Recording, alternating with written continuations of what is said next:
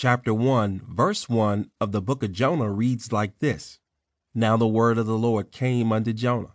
Although there is a little more to this verse, I want to stop right there because I believe that if God takes the time to send us his word, we ought to take some time to read it, understand it, and do what he said. Often easier said than done, isn't it? The Lord had come to Jonah with a word, not for the prophet, but for the people of the city of Nineveh. The word was as short as it was direct. Arise, go to Nineveh, that great city, and cry out against it, for their wickedness has come up before me. At this point, Jonah had purpose, and he had presence.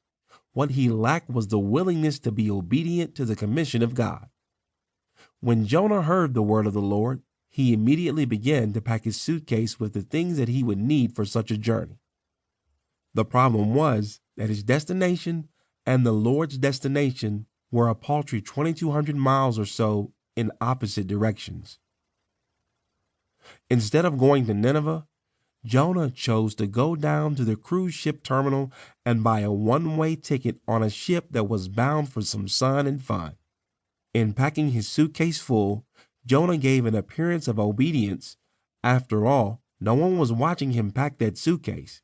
No one would ever have a reason to question its contents, right? What Jonah had not factored into his great plan to escape the commission was that as he packed in plain view of the one who had given the commission. Instead of Jonah's suitcase being filled with the things he would need to fulfill the purpose of God, he filled it with the things that he would need for his vacation. After all, he was going to a coastal city in western Spain and would be lying in a hammock on a sun-soaked beach while sipping one of those fruit drinks in a coconut cup with a little umbrella on the top.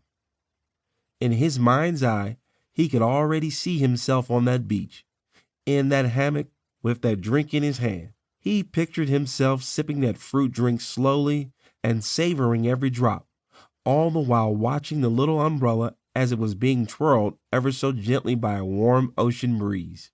He packed a couple of Hawaiian print shirts, tank tops, cargo shorts, flip-flops, a straw hat, some suntan lotion, and the Hebrew-Spanish dictionary that was complete with the most common Spanish phrases that would enable him to get directions, book a hotel, and order from restaurant menus once he had arrived.